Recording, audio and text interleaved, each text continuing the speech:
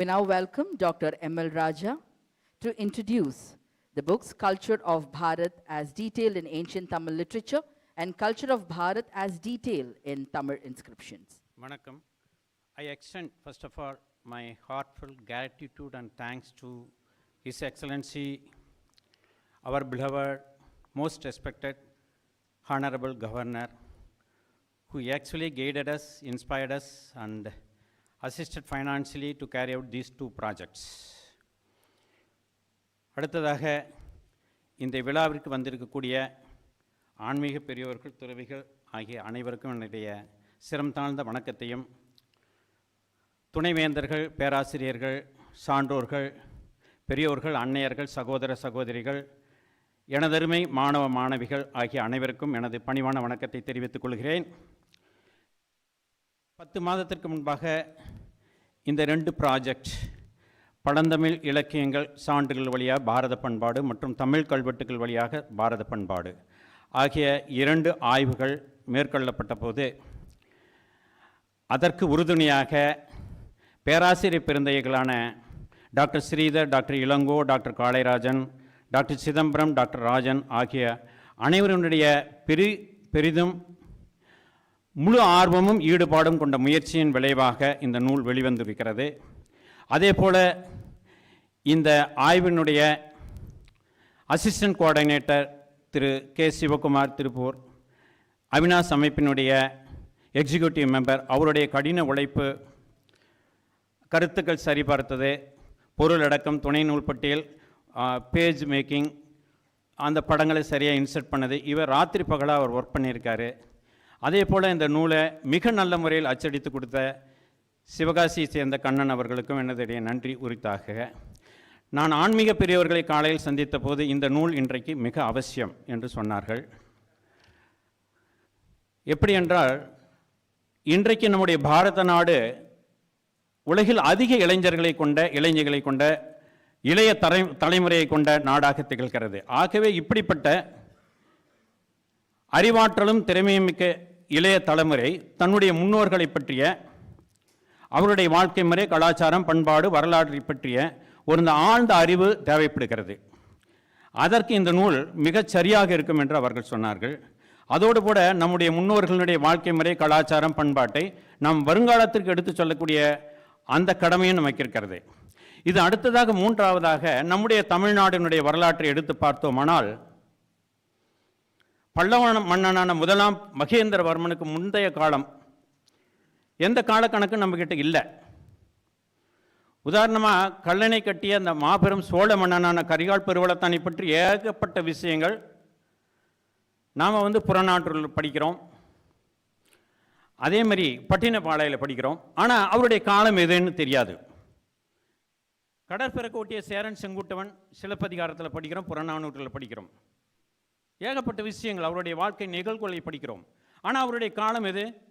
PC 3000 200 AD, 3200 years. It is not a correct range, wide range, not acceptable range.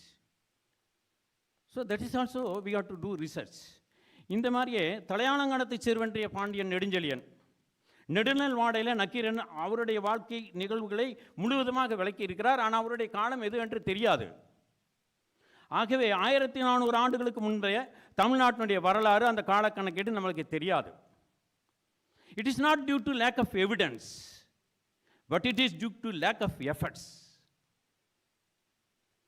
நான் மருத்துவ மாணவனாக இருக்கும்போது most respected my honourable professors use to tell one word: what the brain doesn't know, the eyes will not see.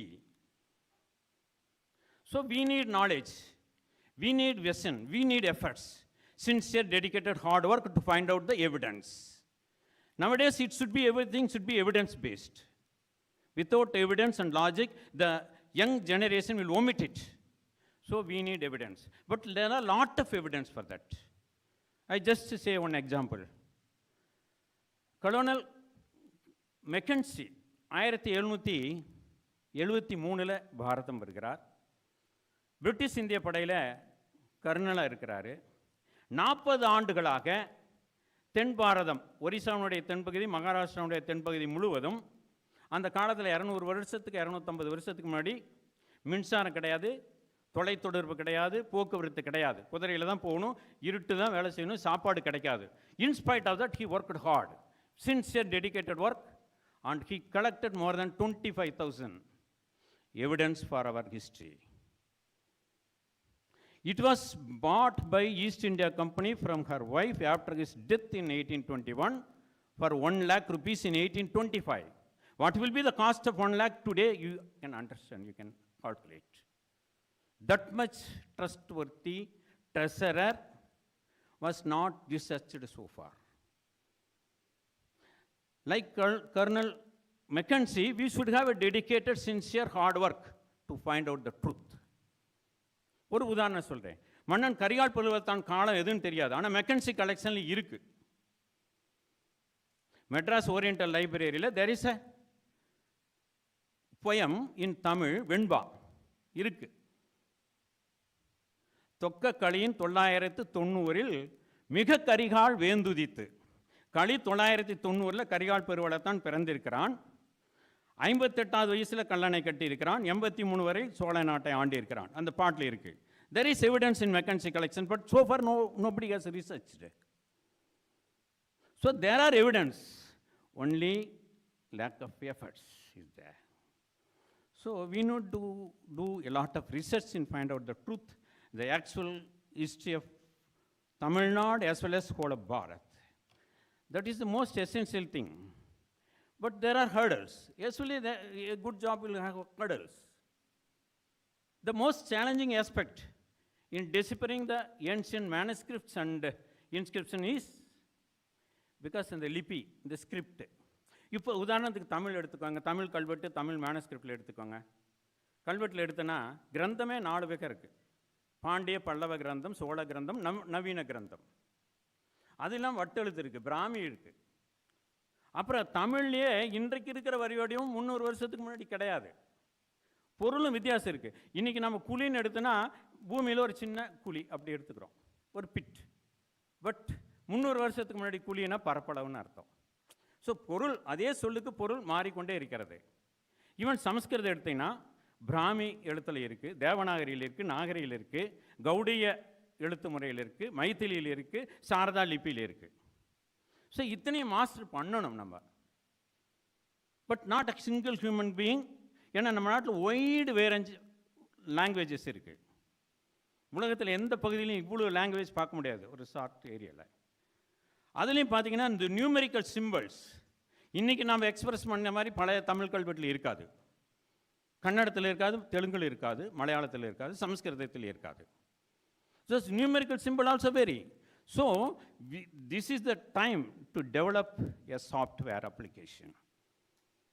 And the software application, each letter segment of பிரிச்சு அந்த லெட்டருடைய each limb, breadth, length, thickness, அதனுடைய inclination, அந்த ஸ்ட்ரோக்கோட inclination, length, இதையெல்லாம் analyse பண்ணி இது எந்த லிபி அப்படி first it has to find out what is the script.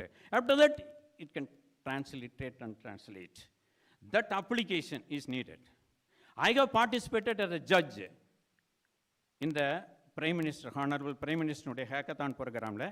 IKS invited me as a judge.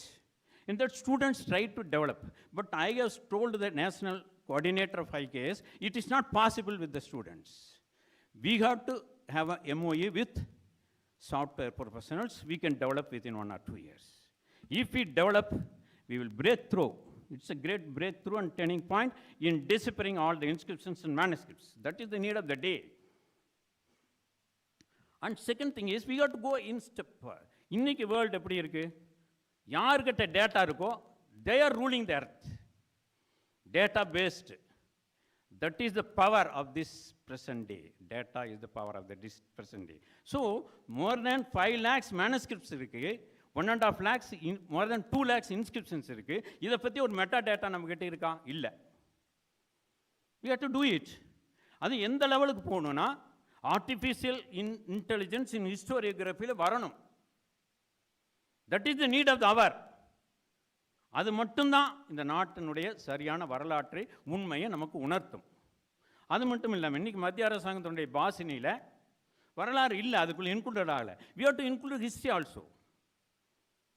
ஏதோ ஹிஸ்ட்ரினா ஆர்ட்ஸ் மட்டும் கிடையாது. It is arts, okay, I accept, but it is nonetheless science. Why I am saying? Because இன்னைக்கு வரலாற்றை வரையறுக்கும் போது science and technology play a major role in it. இன்னைக்கு marine archaeology வந்திருக்கு. நம்முடைய மாண்புமிகு பிரதம மந்திரி அவர்கள் துவாரகையில் போய் டீப் டைவிங் பண்ணினதே கிருஷ்ணர் தரிசிக்கிறதா இருக்கலாம், ஆனால் அதையும் தாண்டி அவர் மனசில் இன்னொரு 3 வருஷத்துக்கு ஒரு திட்டம் இருக்குது. Marine archaeology, deep under water study துவாரகையில் பண்ணணும். டாக்டர் எஸ்ஆர் ராவ் பண்ணார். Unfortunately it has not proceeded. அதே மாதிரி நம்முடைய பூம்புகார், இன்னைக்கு பிரசன்ட் டே பூம்புகார் இருந்து 5 கிலோமீட்டர் தள்ளி 23 மீட்டர் கடலுக்குள்ள ஒரு U stepped structure, 3 metre height, 20 to 40 metre length இருக்கு. But doctor S R Rao tried to analyse, but it is not possible. It has stopped halfway. Purananuru, Madurai Kanchi, சிலப்பதிகாரத்தில் சொல்லியிருக்கு கன்னியாகுமரி தெற்கே ஒரு குமரி நிலப்பகுதி இருந்திருக்குன்னு. There are evidence, literature evidence, but we are not done anything. அதேமாதிரி காம்பே வளைகுடா 2000 பண்ணோம், நிறுத்திட்டோம்.